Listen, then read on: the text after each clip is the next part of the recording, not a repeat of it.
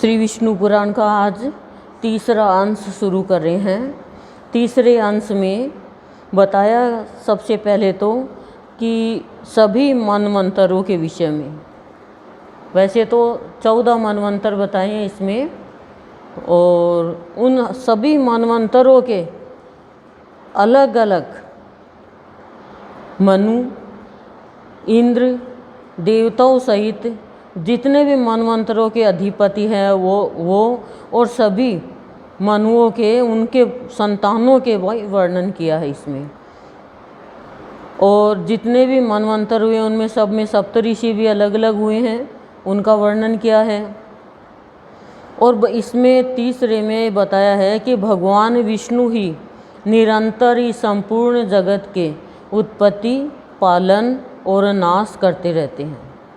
भगवान विष्णु ही हर मनवंतर में ये क्रिया करते रहते हैं। क्या?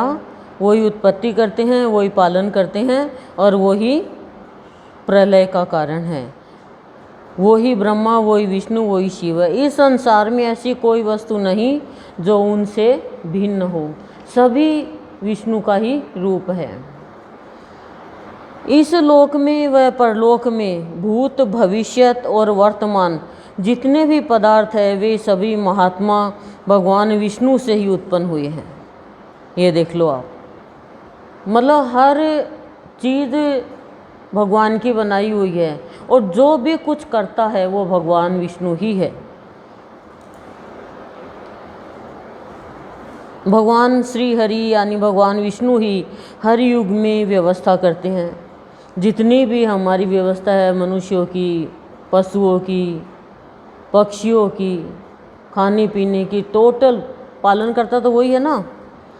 समस्त प्राणियों के कल्याण के लिए स्वयं इस धरा पर अवतरित होते हैं।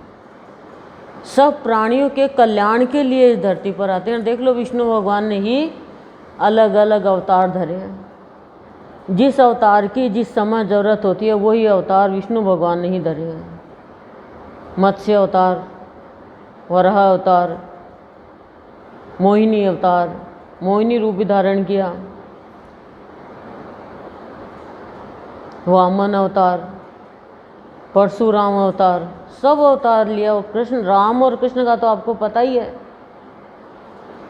देख लो आप, भगवान ने और नृसिंह अवतार लिया, तब तो लक्ष्मी जी डर ही गई, बोली हे नारायण मैं तो डर गई, आपने ये रूप धारण किया। तो भगवान ने कहा कि देवी तुम डर गई ना, भयभीत हो गई, अब के बाद ऐसा रूप धारण मैं नहीं करूँगा। तो उसके बाद में भगवान ने प्यारे प्यारे रूप ही धरे। और वैसे राक्षस कुल में भी भगवान पैदा हुए हैं।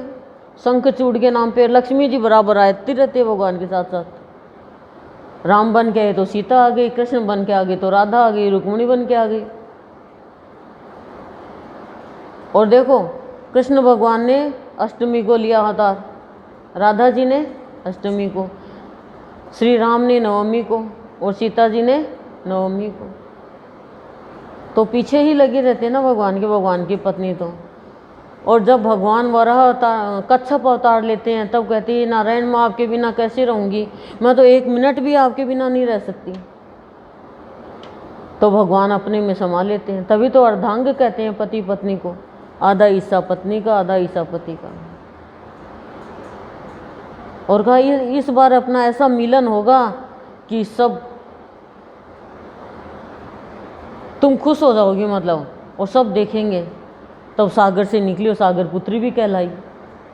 तब से ये स्वयंवर रखा गया।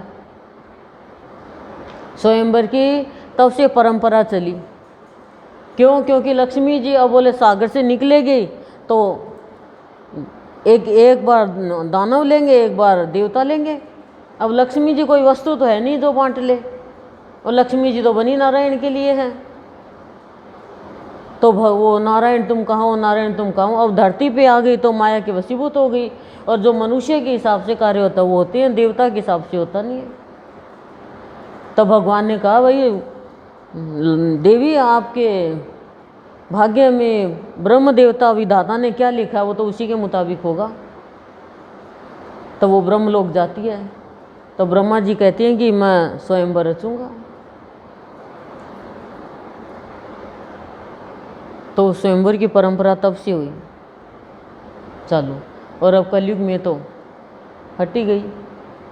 इसलिए संपूर्ण जगत विष्णु रूप है, विष्णु में ही स्थित है, विष्णु से ही उत्पन्न हुआ है तथा विष्णु से ही अतिरिक्त और कुछ भी नहीं है। विष्णु रूप है ये पूरा संसार। वह सर्वात्मा यानी सबकी आत्मा ही वेदमय है और वह अपने वेद रूप को अलग अलग शाखाओं में विभक्त करता है। वेद रूप भी भगवान है, भगवान के श्रीमुख से वेद निकले हैं, तथा वह असंग भगवान ही समस्त शाखाओं का रचयिता और उनका स्वरूप है।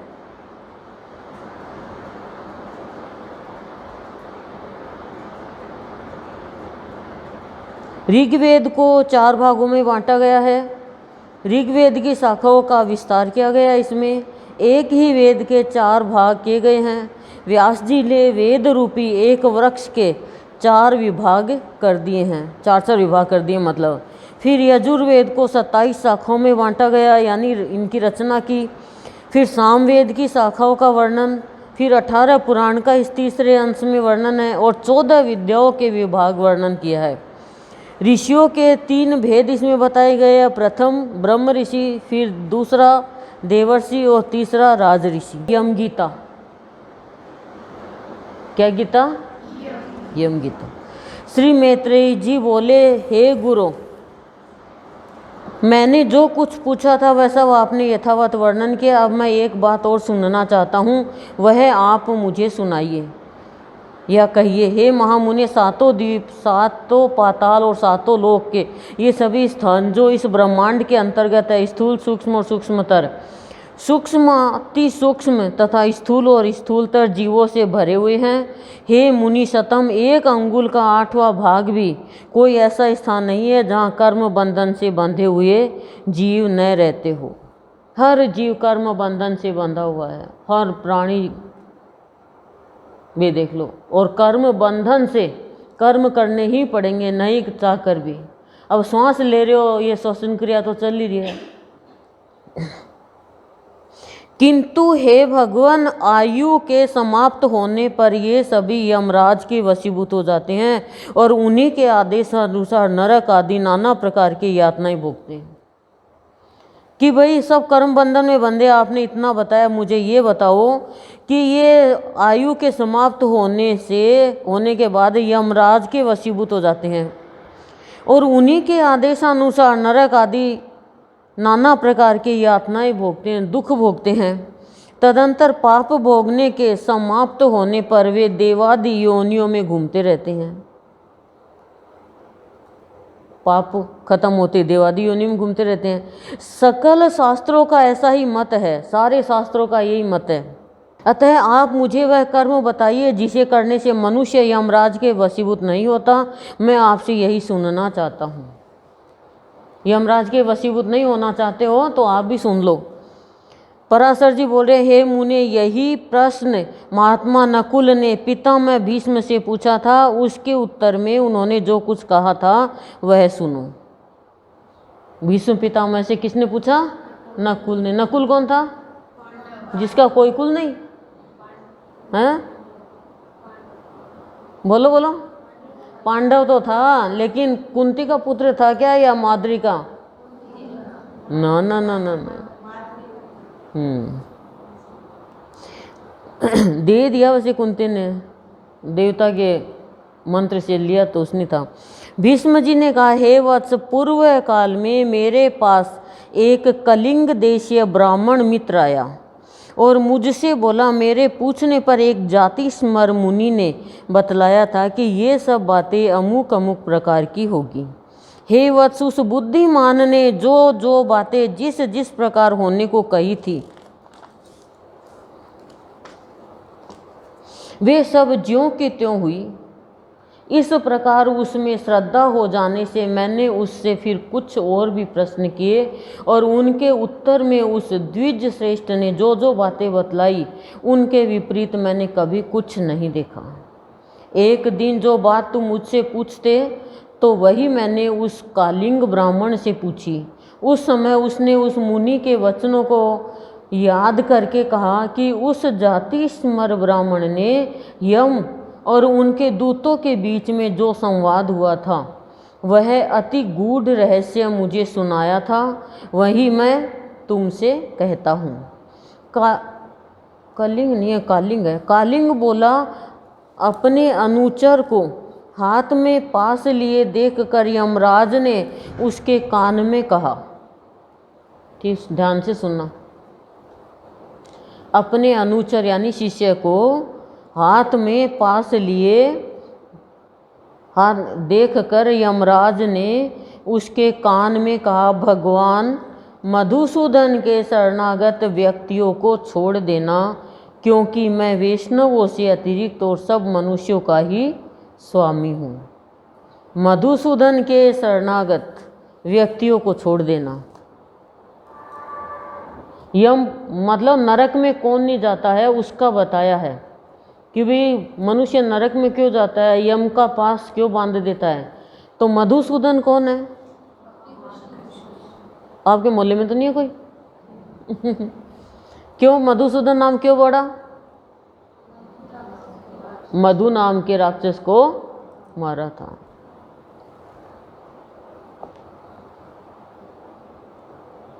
देव पूज्य विधाता ने मुझे यम नाम से लोकों के पाप पुण्य का विचार करने के लिए नियुक्त किया है। पाप पुण्य का विचार करने के लिए नियुक्त किया मेरे को। अब पाप पुण्य मेरे को देख के ही लेके जाना पड़ता है नरक में। मैं अपने गुरु श्री हरि के वशीभूत हूँ, स्वतंत्र नहीं हूँ, यमराज बोल रहे हैं। भगवान विष्णु मेरा भी नियंत्रण करने में समर्थ है। जिस प्रकार सुवर्ण भेद रहित और एक होकर भी कटक, मुकुट तथा कर्णिका आदि के भेद से नाना रूप प्रतीत होता है, उसी प्रकार एक ही हरि का देवता, मनुष्य और पशु आदि नाना विधि कल्पनाओं से निर्देश किया जाता है। सोने का बताया, एक ही सुवर्ण से भेद रहित और एक होकर भी कटक, मुकुट तथा कर्णिका आदि के भेद, मतलब सोना तो एक ही है लेकिन गहना अलग अलग बन जाता है। कोई शीश फूल बना लेता है, कोई क्या बना लेता है, मांग टिक्का, ठीक है, कोई कानों के कुंडल, कोई गले का हार, अलग अलग चीज़ बना लेते हैं। पर सोना तो एक ही है, उसमें पिघालेंगे तो सारा क्या होगा? सोना ही सोना। भेद से नाना रूप प्रतीत होता है, उसी प्रकार एक ही हरि का देवता, मनुष्य और पशु आदि नाना विधि कल्पनाओं से निर्देश किया जाता है। जिस प्रकार वायु, मतलब अलग अलग, जो पशुओं को अलग निर्देश किया जाएगा, पशुओं के कर्म अलग है। मनुष्य कोई करता है तो अपन जानवर है ही, तो क्यों जानवर थोड़ी है वो, पशु थोड़ी है वो, मनुष्य, उसके चार पैर थोड़ी है, बताओ। उसको कोई श्राद्धों में खीर पूड़ी खिलाने थोड़ी दे दोगे आप? क्या होगा, दो पूड़ी जरा सी खीर ऊपर गाय ने दे दी तो क्या एहसान करो? वो तो शुरू से चलता आ रहा है। खुद की घर की गाय को भी आप आधे किलो खीर नहीं खिला सकते उस दिन।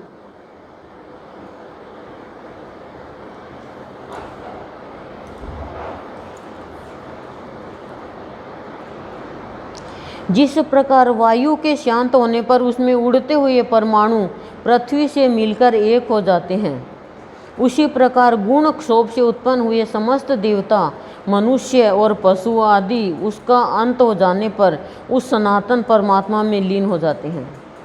जो भगवान के सुरवर वंदित चरण कमलों की परमार्थ बुद्धि से वंदना करता है, घृताहुति से प्रज्वलित अग्नि के समान समस्त पाप बंधन से मुक्त हुए उस पुरुष को तुम दूर ही से छोड़कर निकल जाना। देखना क्या होता है कि जिस प्रकार वायु के शांत होने पर उसमें उड़ते हुए परमाणु पृथ्वी से मिलकर एक हो जाते हैं, ठीक है, समझ गए होंगे। उसी प्रकार गुण क्षोभ से उत्पन्न हुए, यानी कौन से गुण, गुण और दुख से उत्पन्न हुए सारे देवता, मनुष्य और पशु मतलब जैसा उनके जीवन में गुण है, अवगुण है, उसी के मुताबिक उनका जीवन होगा, लेकिन उनका अंत होने पर उस सनातन परमात्मा में लीन हो जाते हैं। चाहे कोई हो, पशु हो, और चाहे देवता हो, और चाहे मनुष्य हो। जो भगवान के सुरवर वंदित चरण कमलों की परमार्थ बुद्धि से वंदना करता है। स्वार्थ बुद्धि होती है और एक परमार्थ बुद्धि होती है। परमार्थ बुद्धि से वंदना करता है, घृताहुति से प्रज्वलित अग्नि के समान समस्त पाप बंधन से मुक्त हुए उस पुरुष को तुम दूर से छोड़कर निकल जाना। कौन कर रहा है? यमराज अपने अनुचरों को बोल रहा है कि उनको दूर से नमस्कार करना, उनको मत लिया ना यमलोक में। समझ गए क्या? नहीं समझे? कि जो ऐसा काम करता ना उनको मत पकड़ के लाना यम पास से। सुन लिया क्या? नहीं सुना? ले 3 बार पढ़ी हूँ। जिस प्रकार वायु के शांत होने पर उसमें उड़ते हुए परमाणु पृथ्वी से मिलकर एक हो जाते हैं, उसी प्रकार गुण क्षोभ से उत्पन्न हुए समस्त देवता, मनुष्य और पशु। भाई जैसा गुण होगा, क्षोभ का गुण है ना, और शांति का गुण है, प्यार का गुण, मतलब गुण और क्षोभ देख कर ही। क्षोभ होता है किसी का दुख देख कर दुखी होना। किसी से जैसे क्षोभ हो गया था उसको, भरत को, अपनी माँ के कर्मों से, तो मनुष्य के ये गुण अवगुण देख कर ही मनुष्य हो, चाहे पशु हो, चाहे देवता हो, उस सनातन परमात्मा में लीन हो जाते हैं। गुण देख के ही तो होंगे। अब अवगुण भरा हुआ है तो उसको सनातन परमात्मा थोड़ी मिलेगा। जो भगवान के, सुन लेना, तो सुरवर वंदित चरण कमलों की परमार्थ बुद्धि से वंदना करता है। परमार्थ बुद्धि का उल्टा होता है स्वार्थ बुद्धि। वंदना करना मतलब भगवान की याद करना, प्रार्थना करना, समझे? करता है, घृताहुति से प्रज्वलित अग्नि के समान समस्त पाप बंधन से मुक्त हुए। कि जो घृताहुति यानी घृत की आहुति देता है हवन में, अग्नि में, वो सारे पाप के बंधन से वो मुक्त हो जाता है। उस पुरुष को तुम दूर से छोड़कर निकल जाना, ये कह रही हैं। इसलिए मैं तुम्हें कहती हूँ यज्ञ करो, यज्ञ करो, ताकि पाप बंधन से मुक्त हो जाओ। और यमराज कह दे या भाई भाव योगी को यज्ञ करे तो दूर से ही छोड़ दिया ने।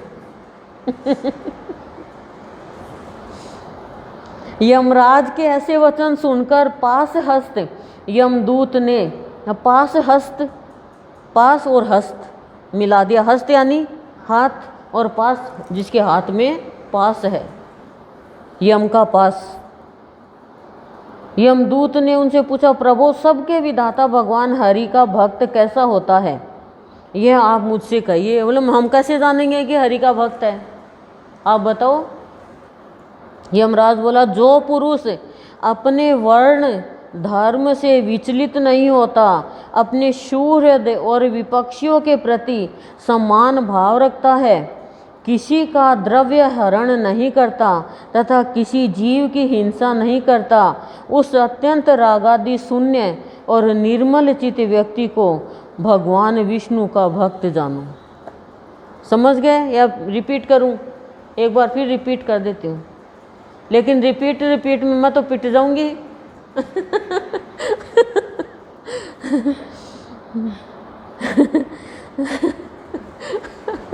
जो पुरुष अपने वर्ण धर्म से, वर्ण हमारा क्या वर्ण है? जाति। अपने वर्ण धर्म से विचलित नहीं होता, अपने ही वर्ण धर्म से विचलित नहीं होता, अपने वर्ण धर्म के हिसाब से चलता है। मनुष्य तो अपने वर्ण का धर्म भूल ही गया। और जो वर्ण में नहीं जाता वो तो अवर्णनीय हो जाता है।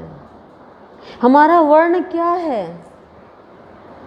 जब तक हम वर्ण नहीं करेंगे सद्गुरु को, तब तक वर्ण में चले जाएंगे।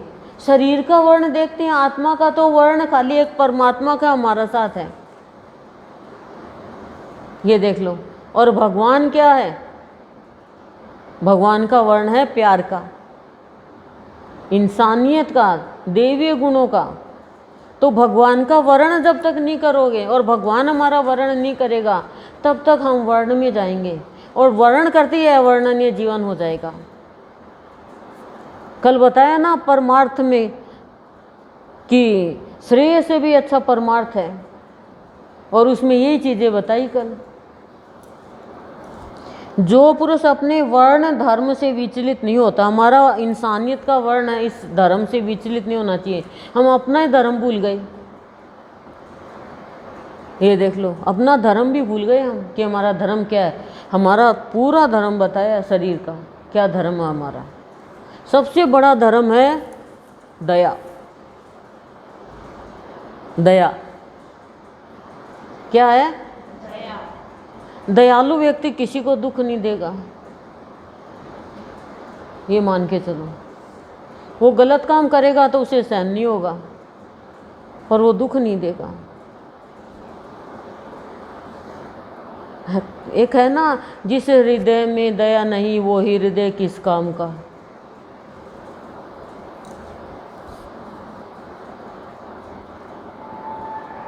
अपने सुहृद और विपक्षियों के प्रति समान भाव रखता है। अपने सुहृद जो अपने सुंदर हृदय वाले हैं, और विपक्षी है, विपक्षी है कोई भी हम साथ रहे हो, कोई बात से हो गई हो मन मुटाव, दो दल बन गए। भगवान कृष्ण पांडवों की तरफ है लेकिन कौरवों का ईर्ष्या के कारण बुरा थोड़ी चाहते हैं। दुख मत दो किसी को वाणी से, किसी को भी मत दो, और अपनों को तो दो ही मत। अपने तो सभी है लेकिन अपने सभी जब बनेंगे जब हमारा भाव भगवान के जैसा बनेगा। लेकिन अभी तो शरीर वालों को ही हम अपना मानते हैं, क्योंकि देखो दुख दोगे ना वाणी से, कर्म से, या बुरा सोचोगे तो फिर मुक्ति नहीं मिलेगी। बात ये है, जन्म मरण नहीं छूटेगा। ये भव रोग मिटाना है तो दुख मत दो। होगा वही जो गुरुदेव चाहेंगे, होगा प्यारे वही जो गुरु को मंजूर है, वही होगा। भगवान भी गुरु से पूछते हैं,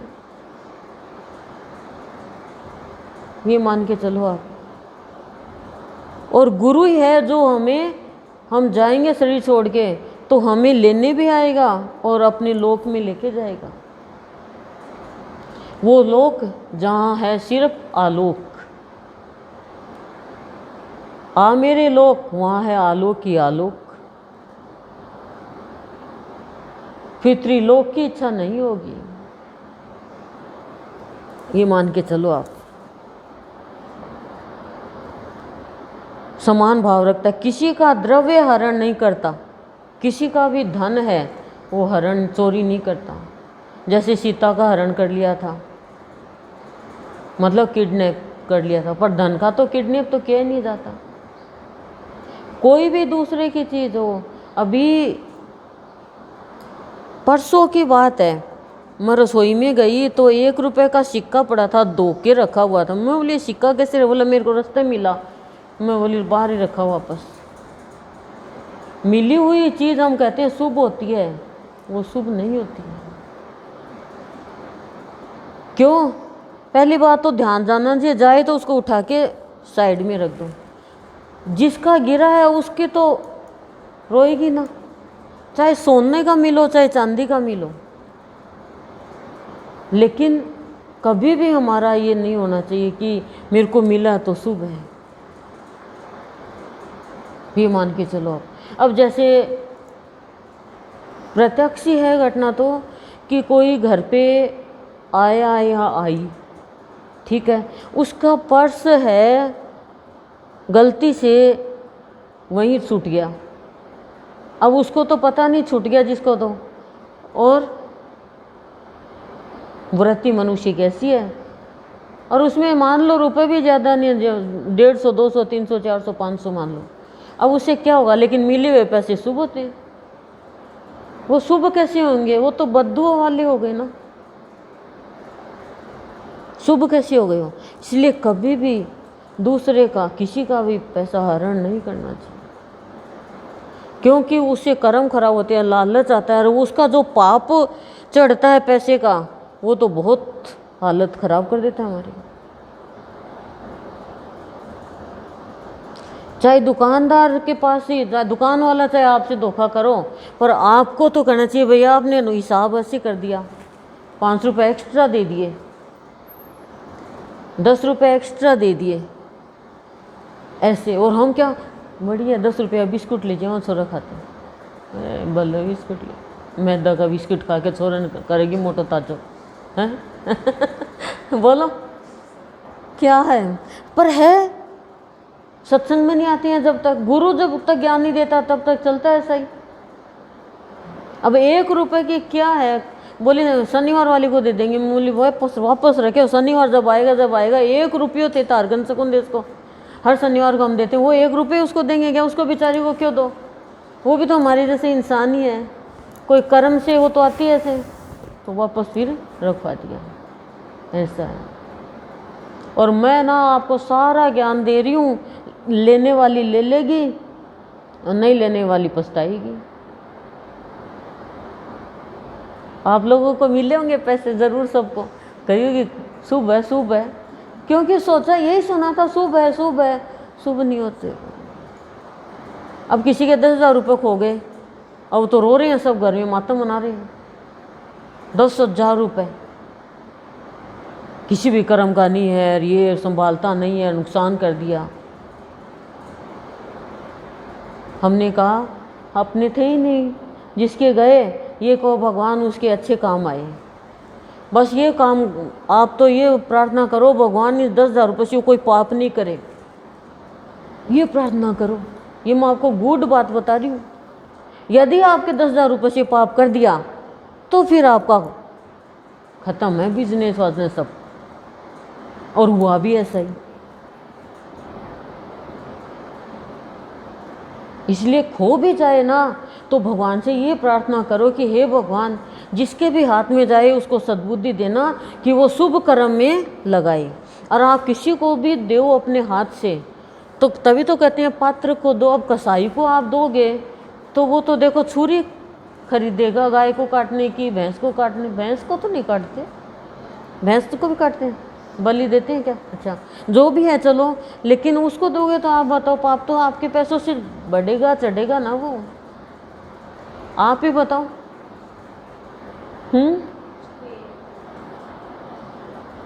और आप एक झिंझनी सी नातनी सी साड़ी दोगे और आप कहोगे भगवान माधु अगले जन्म में दिए, भगवान को हाँ तैयार है चिंता मत कर, यो ही नातनो चाय छाड़ने को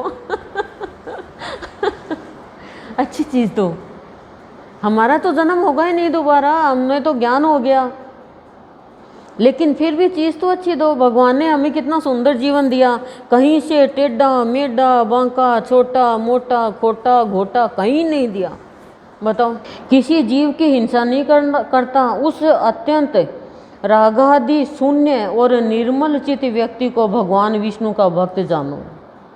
रागादि शून्य, मोह से शून्य, विकारों से शून्य, निर्मल चित्त व्यक्ति को बोलो बोलो रे, भगवान विष्णु का, भगवान विष्णु का भक्त जानो। मेरे को बहुत प्यारे लगते हैं विष्णु भगवान, और मैं गुरुदेव को विष्णु के रूप में ही देखती हूँ। क्यों? विष्णु भगवान ने तो लक्ष्मी तो है ही है जहाँ भी जाए आप लक्ष्मी बिखेर दें हम सब जगह। जिस निर्मल मति का चित्त कली कलमस रूप मल से मलिन नहीं हुआ। कली कलमस, अब बताओ कली क्या है? क्या कली? फूल, कलयुग यही तो है। कली नहीं बोली मैं, कली। जिस निर्मल मति, निर्मल मति, मति से बहुत कीमत होती है। मति भ्रष्ट तो उसके जीवन में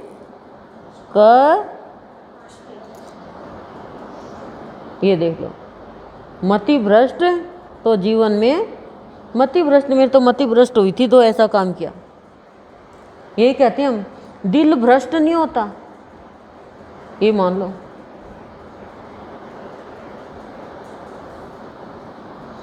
निर्मल मति का चित्त कली कलमश रूप मल से मलिन नहीं हुआ।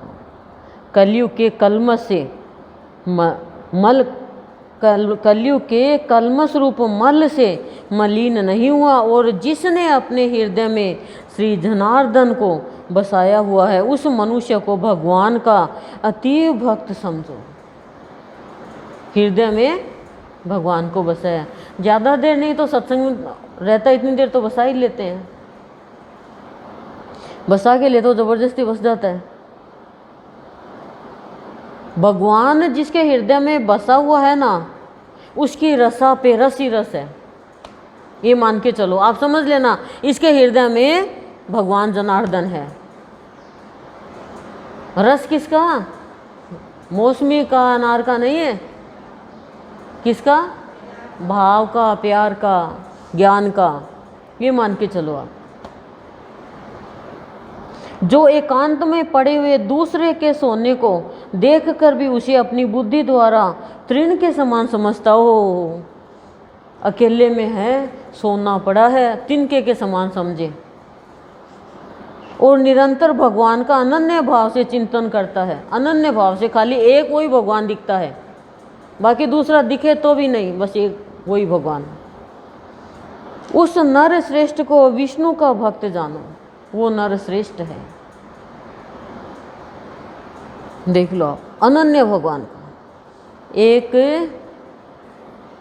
पति पत्नी पार्टी में जाते हैं तो एक व्यक्ति शराब पी के और बकता रहता है, नाच रहा है एकदम।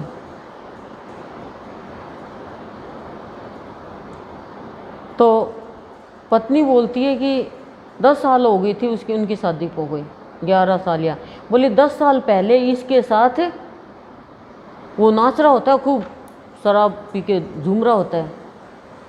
तो पत्नी बोलती है कि 10 साल पहले और इसके साथ मेरी बात चली थी। बोलो हो 10 साल से अभी तक ये खुश हो रहा है। बड़ा खुश नसीब है पत्नी, मतलब जोक है, नहीं समझे क्या? बोलो खुश हो रहा है ये कि तूने मना कर दिया, शादी नहीं हुई, मैं देख दुखी हो रही हूँ।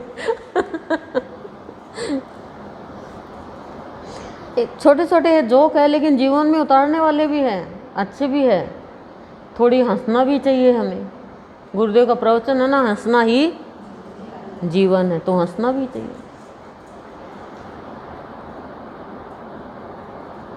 कहाँ तो स्फटिक गिरी शिला के समान अति निर्मल भगवान विष्णु, स्फटिक गिरी है वो जिसको उसको बोलते हैं फिटकड़ी को, उसकी शिला के समान निर्मल भगवान विष्णु, और कहाँ मनुष्यों के चित्त में रहने वाले राग द्वेष आदि द्वेष, इन दोनों का संयोग किसी प्रकार नहीं हो सकता। भाई भगवान तो निर्मल चित्त है और मनुष्य राग द्वेष दोष इनसे भरा हुआ है उनका चित्त, तो इन दोनों का संयोग किसी प्रकार नहीं हो सकता। हिमकर यानी चंद्रमा के किरण जाल में अग्नि तेज की उष्णता कभी नहीं रह सकती है। जो व्यक्ति निर्मल चित्त, मात्सर्य रहित, प्रशांत, शुद्ध चरित्र, समस्त जीवों का सुहृद, प्रिय और हितवादी तथा अभिमान एवं माया से रहित होता है, उसके हृदय में भगवान वासुदेव सर्वदा विराजमान रहते हैं। भगवान किसके हृदय में रहते हैं?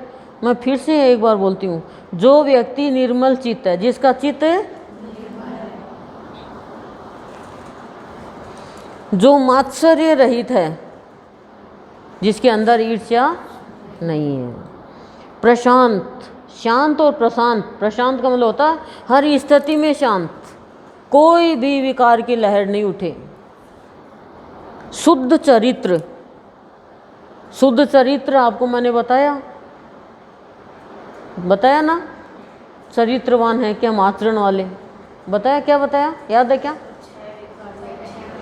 6 विकार जिसको स्पर्श नहीं करें, समस्त जीवों का सुहृद, सभी जीवों का जिसमें जी है उनका सुहृदय, सुंदर हृदय, मतलब जिस हृदय में दया हो, सबके प्रति प्रिय और हितवादी, सब प्रिय हो और हितवादी, सबका हित चाहने वाला, तथा अभिमान एवं माया से रहित, अभिमान नहीं हो और माया नहीं उसको टच करे। उसके हृदय में भगवान वासुदेव सदा रहते हैं। माया क्या है? ये विकारी माया है, ये है विकारी माया, खाली भ्रम माया है। भ्रम है मनुष्य को, क्या भ्रम है? सबसे बड़ी माया मैं बताऊं आपको, युधिष्ठिर ने बताई।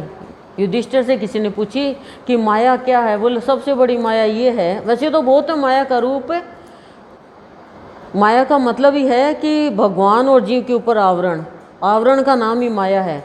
जैसे ओढ़ने का नाम रिजाई, बिछाने का नाम चद्दर, खाने का नाम अनाज, ऐसे ही माया बीच में।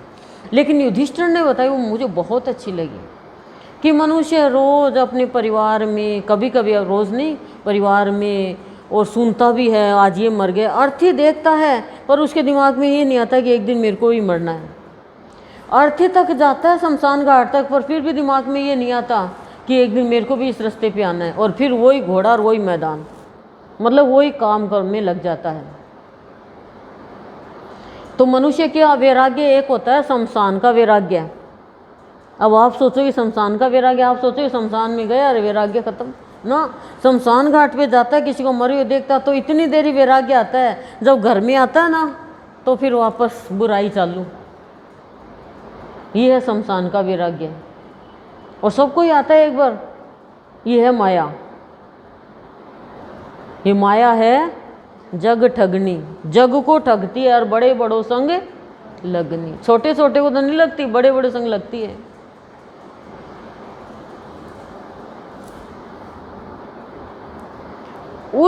उन सनातन भगवान के हृदय में विराजमान होने पर पुरुष एवं जगत में सौम्य मूर्ति हो जाता है। ओ वाह! जिस प्रकार नवीन साल वृक्ष अपने सौंदर्य से ही भीतर भरे हुए अति सुंदर पार्थिव रस को बतला देता है। हे दूत, अब मैं बार बार रिपीट करूंगी ना तो आप लोगों के दिमाग में, बुद्धि में ये होगा कि बस दोबारा सुना देंगे, बाद में सुन लेंगे, इसलिए मैं पढ़ रही हूँ, तुम ध्यान से सुनो, ठीक है। हे दूत, यम और नियम के द्वारा जिनकी पाप राशि दूर हो गई है, जिनका हृदय निरंतर श्री अच्युत में ही आसक्त रहता है, यानी भगवान में ही, तथा जिनमें गर्व, अभिमान और मात्सर्य का लेश भी नहीं रहा है, उस मनुष्य को तुम दूर से त्याग देना। यमराज बोल रहा है, उसको दूर से त्याग देना, पकड़ के मत लाना। यदि खड़ग, शंख और गदाधारी अव्यात्मा भगवान हरि हृदय में विराजमान है तो उन पाप नाशक भगवान के द्वारा उसके सभी पाप नष्ट हो जाते हैं। सूर्य के रहते हुए ये भला अंधकार कैसे ठहर सकता है? जो पुरुष दूसरों का धन हरण करता है, जीवों की हिंसा करता है तथा मिथ्या और कटु भाषण करता है, वाह वाह वाह, सुनना, जो पुरुष दूसरों का धन हरण करता है, अब बता रहे हैं उनको लाना तुम, जीवों की हिंसा करता है तथा मिथ्या और कटु भाषण करता है, उस अशुभ कर्मोन्मत दुष्ट बुद्धि के हृदय में भगवान अनंत नहीं टिक सकते। जो कुमति दूसरों के वैभव को नहीं देख सकता, जो दूसरों की निंदा करता है, साधु जनों का अपकार करता है तथा न तो श्री विष्णु भगवान की पूजा ही करता है और न दान ही देता है, उस अधम के हृदय में श्री जनार्दन का निवास कभी नहीं हो सकता। इसलिए मेरी एक राय है आपको कि कभी भी चर्चा करें, चाहे प्रवचन करना हो, चाहे अमृतवाणी खोलनी हो, चाहे कुछ भी बताना हो, कभी भी कटु भाषण और मिथ्या भाषण मत करना। क्या होगा, दो लोग सुन के तुम्हारी बड़ाई कर देंगे तो आप कह दो क्रोध अच्छा नहीं है, लेकिन फिर भी मेरे को क्रोध आ जाता है, ठीक है ना, तो कटु भाषण नहीं होएगा वो, और मिथ्या नहीं होगा। और कटु क्या है? कटु हर कुछ ही बोलना, मतलब इंसल्ट करना, अपमान करना किसी का हे दृष्टि से, वो कटु भाषण। तो देखो, चाहे कुछ भी हो, दिल तो सबके ही है, दर्द तो सबको ही होता है, बस कोई बोल सकता है कोई नहीं बोल सकता, फर्क इतना है, कोई दुखी होकर रह जाता है। इसलिए किसी को अभी अपन सत्संग में तो अपने को एक प्रण करना चाहिए कि किसी को भी दुख मत दो, दिल मत दुखाओ। इसलिए ये तो आप विष्णु पुराण के माध्यम से गुरुदेव की आज्ञा मान के, या ये मान लो गुरु माँ ने कहा है, मैं आपसे ये तो चाह ही नहीं रही कि आप 2000 रुपये की साड़ी उसको दो, हैं। मैं तो ये कहती हूँ ना, साड़ी तो आप पहनो, चाहे 15-20 दिन पहन के दे दो पर आप लोग नहीं दोगे, 2000 के छोरी पहन लेगी ठीक है, चलो कोई बात नहीं, ये तो मजाक की बात है। लेकिन वाणी तो अच्छी बोल दो, 2000 से भी कीमती तो वाणी है। साड़ी 2000 की पहनी है और वाणी अच्छी नहीं है तो आपको बैठाएंगे भी नहीं कोई। पियर में भी कहेंगे ये राम ही ना, तो राम रोड़ू कर दी, छोड़ रहने नहीं बुला ही ना, तो है कर्म की कौन। और मीठे वाले बुला ले, अच्छी बात ज्ञान की बात बताएगी। कोई बोले कोई करे तो भी आप ऐसे बनो। आप क्या चाहते हो पता है क्या, कि सामने वाला बने तो हम बने। अब ये तो गलत सौदा, बताओ, ये सौदा तो गलत है। और फिर खुद को ही रोंद डालते हो आप लोग कि उसने किया उसने किया उसने किया। ना ना ना, आप करो। पेड़ा मीठा है जब उसमें चीनी डाली है,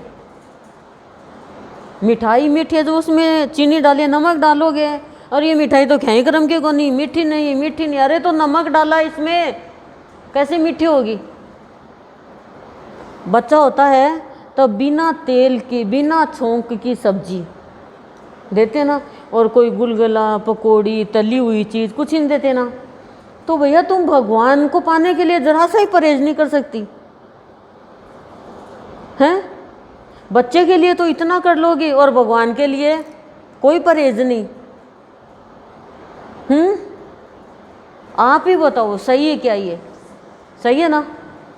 चलो, पीठ मुड्डी वाली है ना, वो मुड्डी बनी आज, वो सही तो बोली। तुम नीचे फर्श पे बैठने वाली तो फर्श की हो गई। फर्श खाली फर्श का ही भाव रहेगा तो हर्ष कहाँ मिलेगा।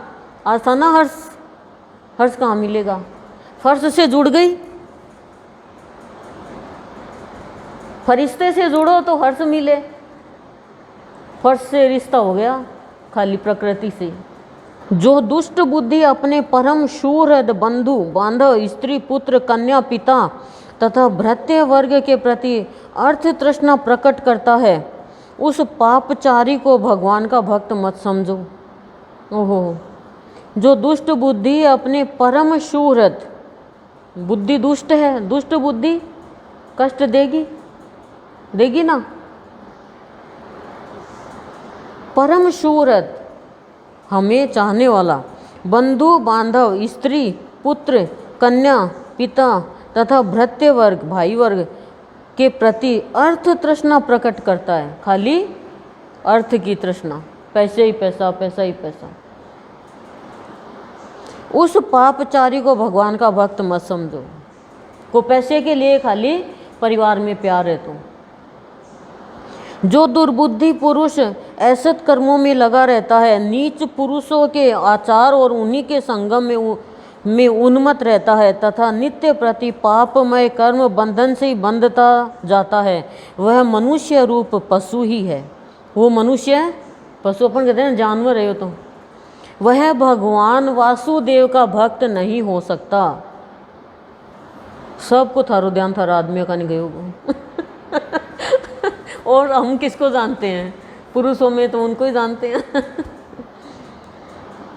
कमारे होते हैं तो भाई पापा ये हो जाता है, दादा हो जाता है, या किसी और पे भी चल जाता है भाई। यह सकल प्रपंच और मैं एक परम पुरुष परमेश्वर वासुदेव ही है।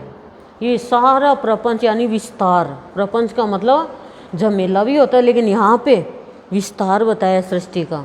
सकल यानी सारा। आप लोग सोच रहे हो कि सकल यानी ये सकल हैं तो सकल यानी सारा ये विस्तार सृष्टि का। और मैं, भगवान करे मैं, एक परम पुरुष परमेश्वर वासुदेव ही है। पूरा संसार। हृदय में भगवान अनंत के स्थित होने से जिनकी ऐसी स्थिर बुद्धि हो गई हो, उन्हें तुम दूर से छोड़कर चले जाना। जिसके हृदय में ये स्थिर बुद्धि हो गई हो, कौन सी? कि ये सकल प्रपंच और मैं परमेश्वर रूप ही है। हे कमल नयन, हे वासुदेव, हे विष्णु, हे धरणीधर, हे अच्युत, हे शंख चक्र पाणे, आप हमें शरण दीजिए। इतना तो आप बोल सकते हो गुरुदेव को। जो लोग इस प्रकार पुकारते हो, उन निष्पाप व्यक्तियों को तुम दूर से ही त्याग देना। अपने अनुचर को कह रहे हैं, जो भगवान को ऐसे पुकार रहा है ना, उसको तुम दूर से त्याग देना, हाथ मत डालना उनमें, नहीं भगवान विष्णु का चक्र तुम्हें भी नहीं छोड़ेगा। जिस अपने गुरुदेव की अमृतवाणी ना, हे शंख चक्र गदा पद्मधारी, बजा शंख मोह निद्रा दूरो, चला चक्र संशय छिन भिनो, उठा गदा विकार पलायन करे, और खिला हृदय कमल, कि मेरा ये जीवन तेरे पाद पद्मों पर निछावर हो जाए। ये प्रार्थना के रूप में ले रखी है हमने, तो कंठस्थ हो गई। गुरुदेव की अमृतवाणी है ये। हे हरिहर डर हर, हरिहर दुख हर, चिंता हर, ये हर वो हर। ये तो गुरुदेव की ये अमृतवाणी प्रार्थना का ही तो रूप है। ये दुनिया उनके लिए गुलाब जिन्होंने जलना सीखा। ये बोल नहीं रही। खेलना सीखा। ये दुनिया उनके लिए गुलाब जिन्होंने खिलना सीखा, और कांटा उनके लिए जिन्होंने। पर हम क्या करते हैं? जलते हैं कि खिलते हैं? कांटे हैं कि फूल है? फूल है, ये कह रही फूल है। अप्रैल फूल।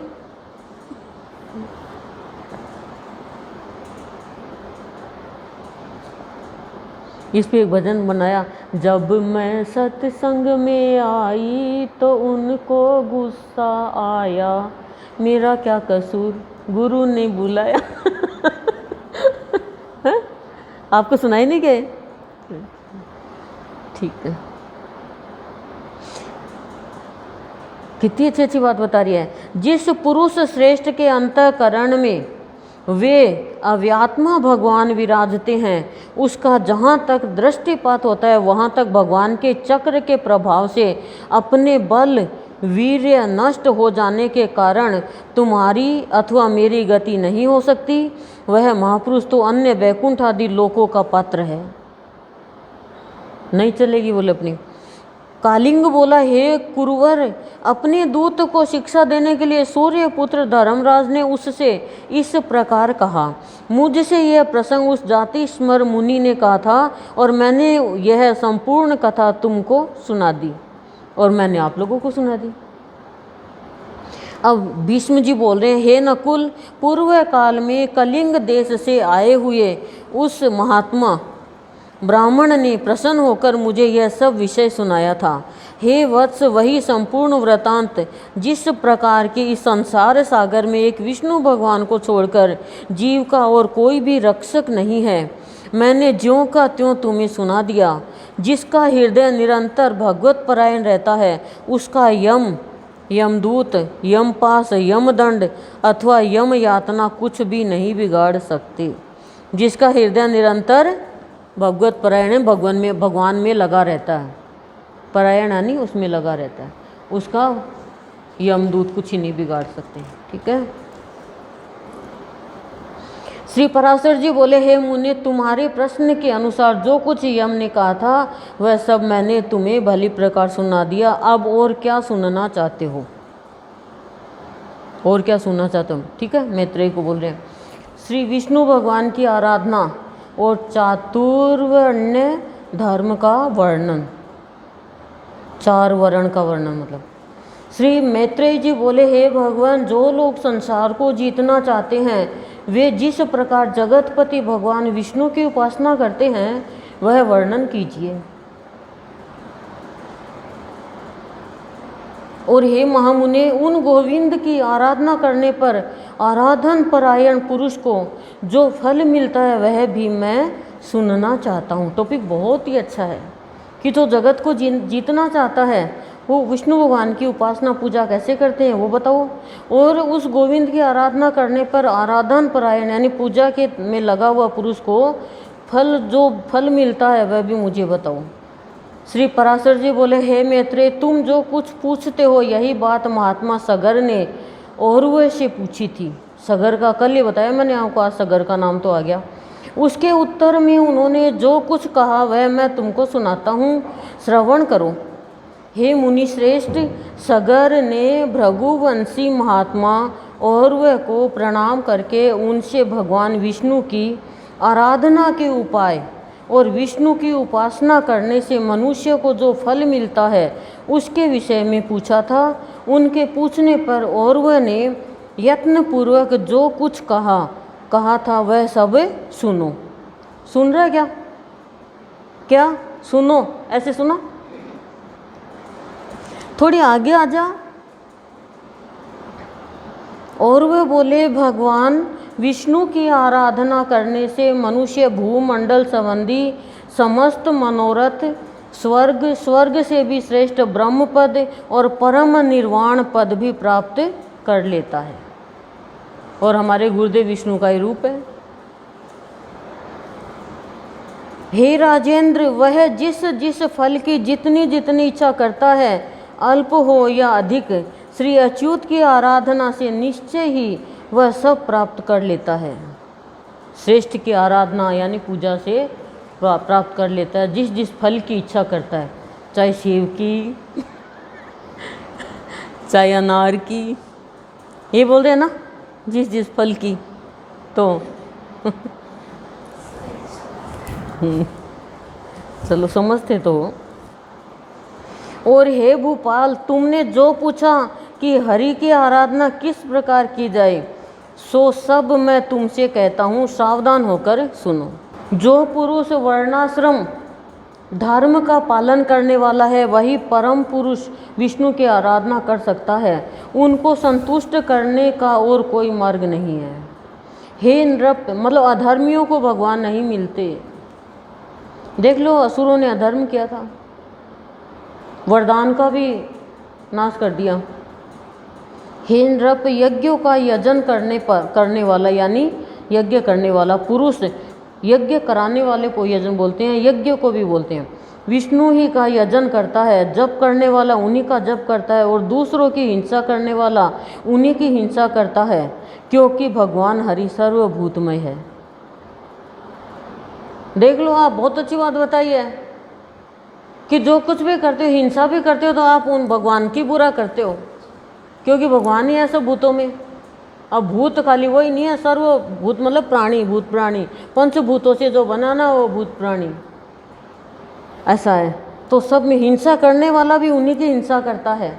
ये बात समझानी जरूरी है दिमाग को। इसलिए कभी किसी को मत सताओ। सत्य को पाना है तो मत सताओ, और मत पे चलना है तो सत्य के मत पे चलो। अतः सदाचार युक्त पुरुष अपने वर्ण के लिए विहित धर्म का आचरण करते हुए श्री जनार्दन की उपासना करता है। हे पृथ्वीपते, ब्राह्मण, क्षत्रिय, वैश्य और शूद्र अपने अपने धर्म का पालन करते हुए ही विष्णु की आराधना करते हैं, अन्य प्रकार से नहीं। अपने अपने धर्म का पालन करते हुए हम अपने धर्म से हट जाते हैं कि हमारा धर्म क्या है। धर्म समझना बहुत ज़रूरी है। और धर्म है क्या बताएंगे कभी, अभी इसमें तो क्या बताएं। जो पुरुष दूसरों, आप लोगों की जिज्ञासा होगी तो बताया जाएगा, जिज्ञासा नहीं है तो नहीं बताया जाएगा। जो पुरुष दूसरों की निंदा चुगली है या कि आगे धर्म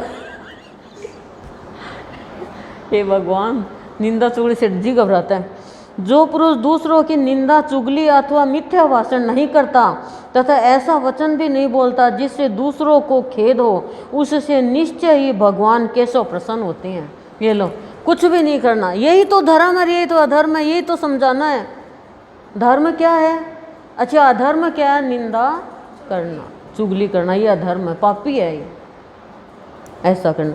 भगवान खुश नहीं होते और हम क्या सोचते हैं। और हमारे साथ कई बार तो ऐसा होता है, मतलब अम्मा क्या, मेरा ही अनुभव बता देती हूँ आपको। जैसे बात कर रहे हैं दो लोग और किसी की बात कर रहे हैं और वो आ गया तो बात ही चेंज। हाँ ठीक है, सब्जी तो स्वाद थी और चक्कर में पड़ गई, ये क्या हुआ। फिर मैं सोची अरे अपने को तो ये आता ही नहीं, अपने को भी सीखना पड़ेगा। देखो मैं बहुत खुश हुई कि अपने को तो ऐसी टेक्निक ही नहीं आती। एकदम से मैं बोली थे तो बहुत होशियार हो।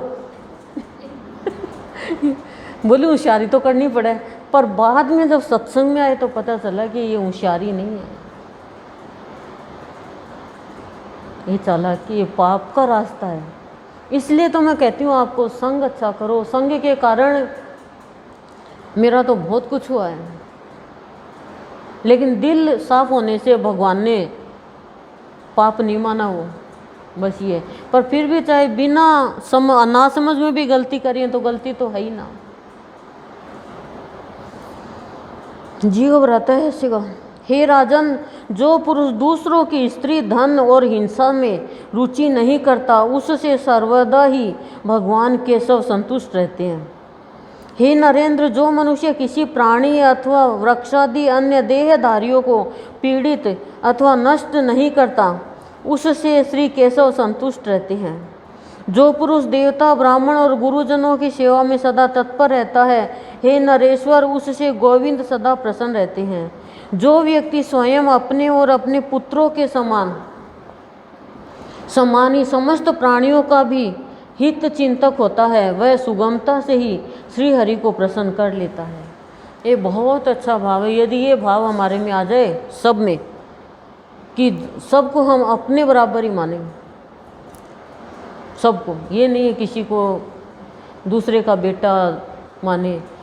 हे नृप मानी राजा, जिसका चित्त रागादि दोषों से दूषित नहीं है, उस विशुद्ध चित्त पुरुष से भगवान विष्णु सदा संतुष्ट रहते हैं। भगवान किससे संतुष्ट रहते हैं, ये फिर से सुन लेना आप।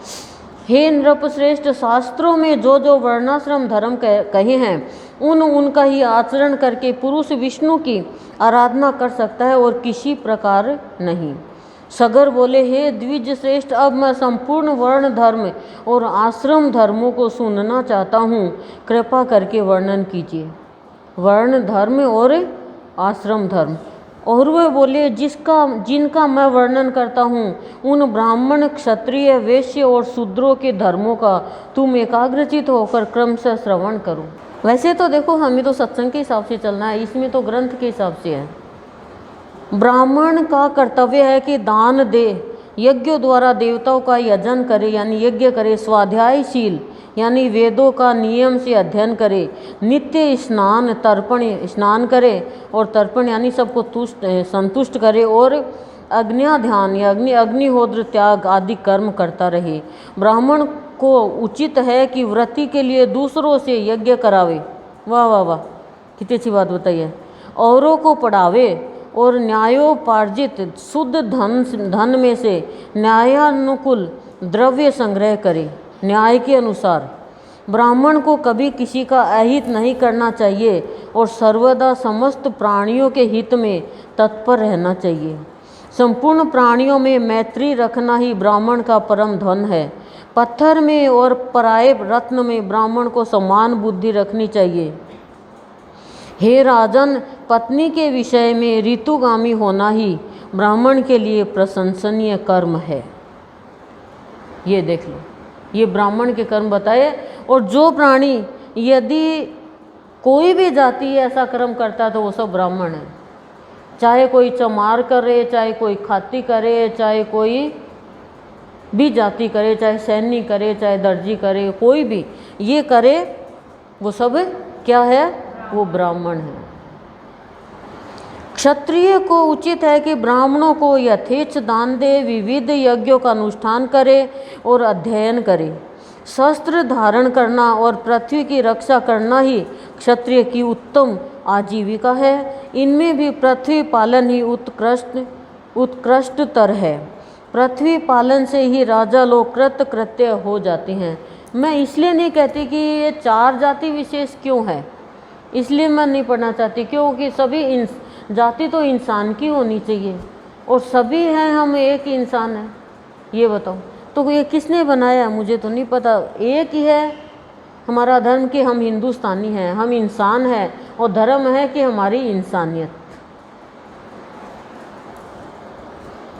पृथ्वी में होने वाले यज्ञादि कर्मों का अंश राजा को मिलता है। जो राजा अपने वर्ण धर्म को स्थिर रखता है वह दुष्टों को दंड देने और साधु जनों का पालन करने से अपने अभीष्ट लोकों को प्राप्त कर लेता है। हे नरनाथ, लोकपिता ब्रह्मा जी ने वेश्यों को पशुपालन, वाणिज्य और कृषि ये जीविका रूप से दिए हैं। अब पशुपालन तो कोई करता ही नहीं वैश्य है, तो जो पशुपालन करता है वो है वैश्य। था वो तो क्या करते हैं, 5 के 500, 5 के 500, 5 के 500 और एक्सपायरी डेट को दूसरी डेट चिट लगा के वो कीड़े मकोड़े की छान के लाओ, पैक करो पैक करो। यही है, चलता है भैया, वास्तविक बात है। वास्तविक बात जिसको बुरी लगती है वो अपना बुरा चाहता है। गलत है क्या व्यापारी की लुगाई? होता ही है, सभी करते हैं करीब करीब। नहीं तो अब जैसे किसी ने मैदे का मैदा है, बेसन है, किसी का कट्टा लिया है, सूजी है, तो छान के देंगे वो, क्योंकि इनमें तो तुरंत ही कीड़े पड़ जाते हैं, 3-4 साल नहीं रखते हैं कीड़े पड़ेंगे। उनकी जगत है वो कीड़ों का, कीड़े उसमें पड़े हैं, हम भी उनके ही कीड़े हैं हम भी खाते हैं।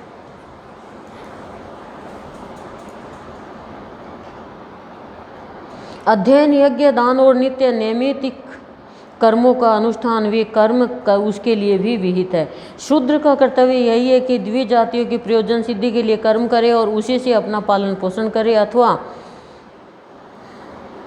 वस्तुओं के लेने बेचने अथवा कारीगरी के कर्मों से निर्वाह करे। अति नम्रता, शौच, निष्कपट, स्वामी सेवा, मंत्रहीन यज्ञ, अस्तेय, सत्संग और ब्राह्मण की रक्षा करना ये शूद्र के प्रधान कर्म है।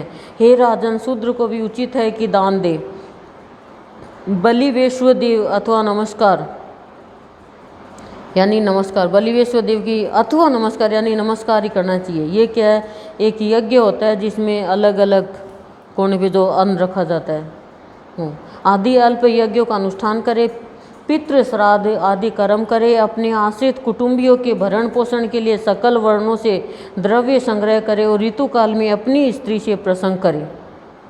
बोलो, ये है शूद्र। हे नरेश्वर, इनके अतिरिक्त समस्त प्राणियों पर दया, सहनशीलता, अमानिता, नम्रता, सत्य, सोच, अधिक परिश्रम न करना, मंगलाचरण, प्रियवादिता, मैत्री, निष्कामता, कृपणता और किसी के दोष न देखना, ये समस्त वर्णों के सामान्य गुण है। सारे वर्णों में ये गुण होने चाहिए, न कोई ब्राह्मण, न कोई वैश्य, न कोई क्षत्रिय, न कोई शूद्र। शूद्र वो है जो शूद्र काम करे। सब वर्णों के सामान्य लक्षण इसी प्रकार है। अब इन ब्राह्मण आदि चारों वर्णों के आप धर्म क्या, विपत्ति के समय कोई विधान करता है वो, और गुणों का श्रवण करो। आपत्ति के समय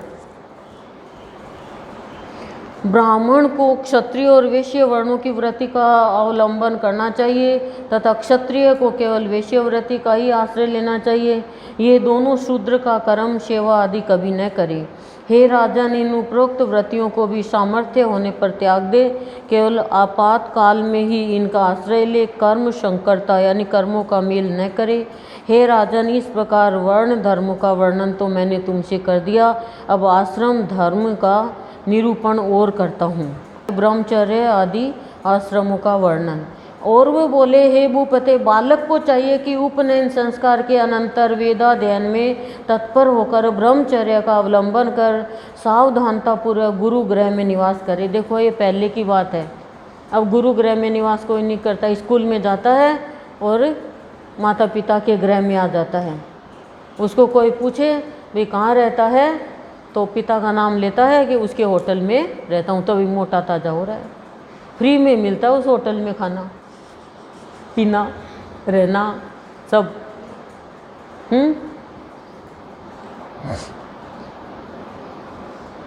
उपनयन पहले जैसे जनेऊ दिलाते थे, फिर गुरु लेके जाते थे, वो भिक्षा मांगते थे अपनी माँ से, पिता से। राम जी का तो देखा होगा आपने रामायण में। वहाँ रहकर उसे सोच और आचार व्रत का पालन करते हुए गुरु की सेवा शुश्रूषा करनी चाहिए तथा व्रतादि का आचरण करते हुए स्थिर बुद्धि से वेदाध्ययन करना चाहिए। हे राजन, प्रातःकाल और सायंकाल दोनों संध्याओं में एकाग्र होकर सूर्य और अग्नि की उपासना करें तथा गुरु का अभिवादन करें। गुरु के खड़े होने पर खड़ा हो जाए, चलने पर पीछे पीछे चलने लगे तथा बैठ जाने पर नीचे बैठ जाए। हे इंद्रप श्रेष्ठ, हे सत्संगियों, सुबह शाम सत्संग करो। यही आपका ब्रह्मचर्य का पालन है, धर्म का पालन है, वर्ण का पालन है और इंसानियत का पालन है। यहाँ पे वेदों का अध्ययन भी हो जाता है, ग्रंथों का राज भी खुल जाता है और भगवान के गोद में राज भी करने लग जाते हो। गुरु की विशेषता बता देना। हे इंद्र श्रेष्ठ, इस प्रकार कभी गुरु के विरुद्ध कोई आचरण न करे। गुरु जी के कहने पर ही उनके सामने बैठकर एकाग्र चित्त से वेदाध्ययन करे और उनकी आज्ञा होने पर ही भिक्षान भोजन करे। हे सत्संगियों, गुरु के सामने बैठ के भजन गाओ, संतमणि करो। क्यों? जल में प्रथम आचार्य के स्नान कर चुकने पर फिर स्वयं स्नान करे तथा प्रतिदिन प्रातःकाल गुरु जी के लिए समीधा, जल, कुशा और पुष्पादि लाकर जुटा दे। ये उस जमाने की है जिस जमाने में क्या था, गुरु आश्रम में जाना पड़ता था। द्वापर में, त्रेता में, कलयुग में है ही नहीं। है तो सही अभी भी कहीं कहीं तो। इस प्रकार अपना अभिमत वेद पाठ समाप्त कर चुकने पर बुद्धिमान शिष्य गुरु जी की आज्ञा से उन्हें गुरु दक्षिणा देकर गृहस्थ आश्रम में प्रवेश करे। फिर गृहस्थ आश्रम में प्रवेश करे। पहले तो फिक्स था, अब पढ़ाई करो, पढ़ाई करके नौकरी करो, नौकरी करके छोकरी ले लो, छोकरी करके छोकरा छोकरी पैदा करो, बस अपने हिसाब से जाओ। हे राजन, फिर विधि पूर्वक पानी ग्रहण कर अपनी वर्णानुकूल व्रति से द्रव्योपार्जन करता हुआ समर्थ अनुसार समस्त गृह कार्य करता रहे।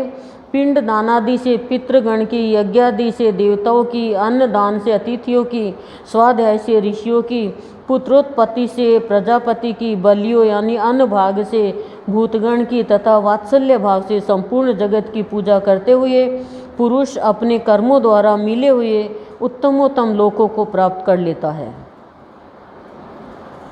सारा बता दिया। जो केवल भिक्षावृत्ति से ही रहने वाले परिव्राजक और ब्रह्मचारी आदि है, उनका आश्रय भी गृहस्थ आश्रम ही है, अतः यह सर्वश्रेष्ठ है। हे राजन, विप्रगण वेदाध्ययन, तीर्थ स्नान और देश दर्शन के लिए पृथ्वी पर्यटन किया करते हैं। उनमें से जिनका कोई निश्चित गृह अथवा भोजन प्रबंध नहीं होता और जो जहाँ सायंकाल हो जाता है वहीं ठहर जाते हैं, उन सब का आधार और मूल गृहस्थ आश्रम ही है। गृहस्थी वाले ही तो उनको सहारा देते हैं ना। हे राजन, ऐसे लोग जब घर आवे तो उनका कुशल प्रश्न और मधुर वचनों से स्वागत करे तथा सैया, आसन और भोजन के द्वारा उनका यथाशक्ति सत्कार करे। ठीक है। जिसके घर से अतिथि निराश होकर लौट जाता है, उसे अपने समस्त दुष्कर्म देकर वह अतिथि उसके पुण्य कर्मों को स्वयं ले जाता है। गृहस्थ के लिए अतिथि के प्रति अपमान, अहंकार और दंभ का आचरण करना, उसे देखकर पछताना, उस पर प्रहार करना अथवा उससे कटु भाषण करना उचित नहीं। ठीक है, अतिथि कहते हैं भगवान का रूप होता है, लेकिन अतिथि लड़ने के लिए आ जाए, लड़े, एक महीने कोई अतिथि रहे और लड़ता रहे हो, मान ले ननद है, भाभी है, वो बहन है कोई, तो क्या करें? हैं, लड़ाई, उनसे लड़ाई कर ले, नहीं लड़े नहीं और उनके जो कुछ के बोलते जाए, उनका भाई जी चलो ईब थे। बोलो, उनका खाना पीना अच्छा करो, लेकिन कोई अन्याय कर रहा है। हम सब तो अतिथि तो है इस संसार में, सदा के लिए तो रहने वाले हैं नहीं, सब अतिथि है। अतिथि का मतलब क्या होता है? मेहमान। मेहमान ही होता है ना, मेहमान ही हम सब। हमें जाना तो है ही यहाँ से, पर यहाँ पे दहेज क्या लेके जाओगे? दहेज तो वो इकट्ठा करेगी ना जो परहेज करेगी। बोलो, जापायत से भी ज़्यादा परहेज होता है सत्संगियों का, भक्ति का। परहेज करना सीख लो, समझी क्या? दहेज चाहिए, परहेज करना ज़रूरी नहीं है, जो आए वो करेंगे हम तो। सत्संग में जो परहेज सिखाया जाता है ना, वो सीख लो, फिर भगवान परिवेश देगा आपको अपने यहाँ।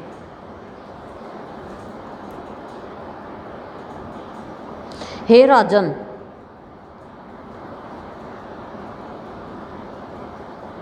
इस प्रकार जो गृहस्थ अपने परम धर्म का पूर्णतया पालन करता है वह समस्त बंधनों से मुक्त होकर अत्युत्तम लोकों को प्राप्त कर लेता है। हे राजन, इस प्रकार गृहस्थोचित कार्य करते करते जिसकी अवस्था ढल गई हो, उस गृहस्थ को उचित है कि स्त्री को पुत्रों के प्रति सौंपकर अथवा अपने साथ लेकर वन को चला जाए। बोलो, अब कोई है ही कोई नहीं आदमी हैं? पहले के लोग चले जाते थे, सभी गए पहले के लोग, क्या करते बेचारे। और पहले तो ज़माना भी बहुत अच्छा था, लेकिन उनका था भक्ति भाव का। अब तो घुसे रहते हैं उनमें, तो वो क्या करते हैं, वो वृद्धाश्रम छुड़ाते हैं। बोलो, बहुत लोग हैं। नहीं, वृद्धाश्रम खुलने की क्यों आई ये बताओ? किसी ने पूछा था हमसे भी कि वृद्धाश्रम खोल दें, मैंने कहा ये पाप तो मत कर देना। बोले पैसा है, रिटायर हुआ था कोई, शायद फौजी था क्या था, तो वो बोले, हमने कहा सत्संग करा वृद्धाश्रम की बजाय। वो वृद्ध बेचारे होते हैं कि किसका दिमाग खराब हुआ है जो वृद्धाश्रम खोला, पर वृद्धाश्रम खुल गया तो उनको ठिकाना मिल गया। चलो, जो भी है सब कर्मों का फल है।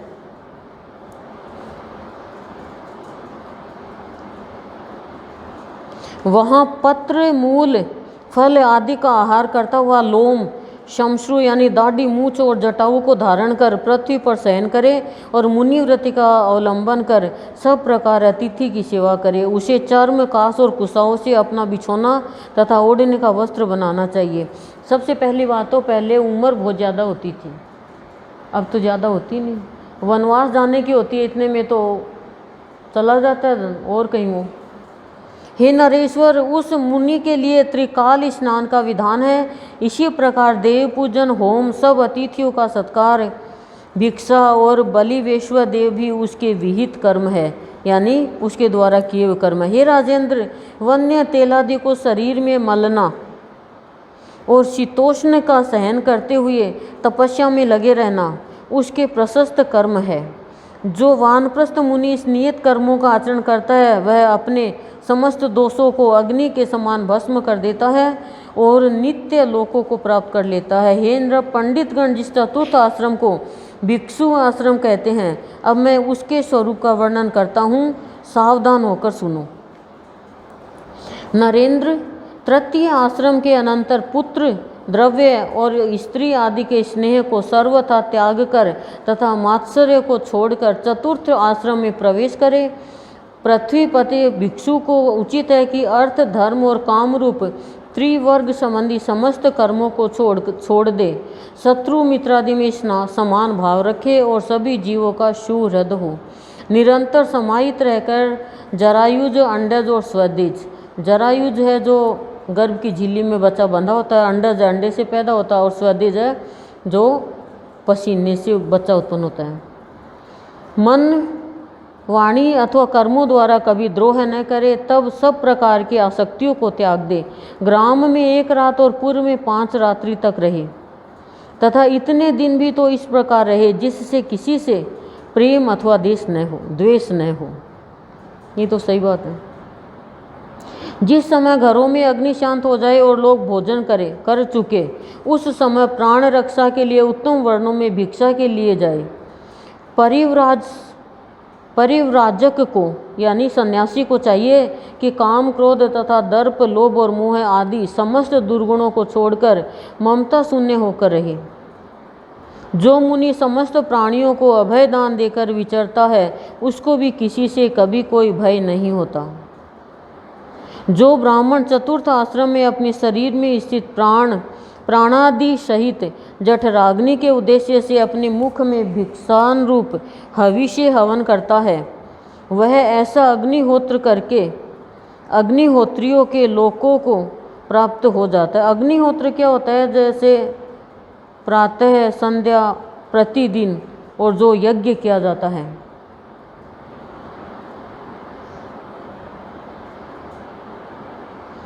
जो ब्राह्मण ब्रह्मा से भिन्न सभी मिथ्या है, संपूर्ण जगत भगवान का ही संकल्प है, ऐसे बुद्धि योग से युक्त होकर यथाविधि आचरण करता हुआ इस मोक्ष श्रम का पवित्रता और सुखपूर्वक आचरण करता है, वह निरिंधन अग्नि के समान शांत होता है और अंत में ब्रह्मलोक प्राप्त करता है। सगर बोले, हे द्विज श्रेष्ठ, आपने चारों आश्रम और चारों वर्णों के कर्मों का वर्णन किया। अब मैं आपके द्वारा मनुष्यों के कर्मों को सुनना चाहता हूँ। 16 संस्कार मनुष्य के। हे भृगु श्रेष्ठ, मेरा विचार है कि आप सर्वज्ञ हैं, अतएव आप मनुष्यों के नित्य नैमित्तिक और काम्य आदि सब प्रकार के कर्मों का निरूपण कीजिए। ध्यान से सुनना, मनुष्य के कर्म 16 संस्कारों में आते हो। और वह बोले, हे राजन, आपने जो नित्य नैमित्तिक आदि क्रियाकलाप के विषय में पूछा, सो मैं सबका वर्णन करता हूँ, एकाग्रचित होकर सुनो। पुत्र के उत्पन्न होने पर पिता को चाहिए कि उसके जात कर्म आदि सकल क्रियाकांड और आभ्युदिक श्राद्ध करे। हे नरेश्वर, पूर्वाभिमुख बिठाकर युग्म ब्राह्मणों को भोजन करावे तथा द्विजातियों के व्यवहार के अनुसार देव और पितृ पक्ष की तृप्ति के लिए श्राद्ध करे। और हे राजन, प्रसन्नता पूर्वक देव तीर्थ यानी अंगुलियों के अग्रभाग द्वारा नांदी मुख पितृगण को दही, जौ और बदरी फल मिलाकर बनाए हुए पिंड दे, अथवा कनिष्ठिका के मूल द्वारा संपूर्ण उपचार द्रव्यों का दान करे। इसी प्रकार समस्त वृद्धि कालों में भी करे। तदंतर पुत्रोत्पत्ति के 10वें दिन पिता नामकरण संस्कार करे। पुत्र के 10वें दिन से पुरुष का नाम पुरुषवाचक होना चाहिए, उसके पूर्व में देववाचक शब्द हो तथा पीछे शर्मा वर्मा आदि होने चाहिए। ये क्या बात हुई? ये तो कास्ट होती है। ब्राह्मण के नाम के अंत में शर्मा, क्षत्रिय के अंत में वर्मा, वैश्य और शूद्रों के नामांतर में क्रमशः गुप्त और दास शब्दों का प्रयोग करना चाहिए। नाम अर्थहीन, अविहित, अपशब्द युक्त, अमांगलिक और निंदनीय न होना चाहिए तथा उसके अक्षर समान होने चाहिए। अति दीर्घ, अति लघु अथवा कठिन अक्षरों से युक्त नाम न रखे। जो सुखपूर्वक उच्चारण किया जा सके और श्री राम पीछे के वर्ण जो सुखपूर्वक उच्चारण किया जा सके और जिसके पीछे के वर्ण लघु हो, ऐसे नाम का व्यवहार करें। तदंतर उपनयन संस्कार हो जाने पर गुरु गृह में रहकर विधि पूर्वक विद्याध्ययन करे। हे भूपाल, फिर विद्याध्ययन कर चुकने पर गुरु को दक्षिणा देकर यदि गृहस्थ आश्रम में प्रवेश करने की इच्छा हो तो विवाह कर ले, या दृढ़ संकल्प पूर्वक नैष्ठिक यानी निष्ठावान ब्रह्मचर्य ग्रहण कर गुरु अथवा गुरुपुत्रों की सेवा शुश्रूषा करता रहे, अथवा अपनी इच्छानुसार वानप्रस्थ या संन्यास ग्रहण कर ले। हे राजन, पहले जैसा संकल्प किया हो वैसा ही करे। ओम शांति शांति शांति प्रशांति।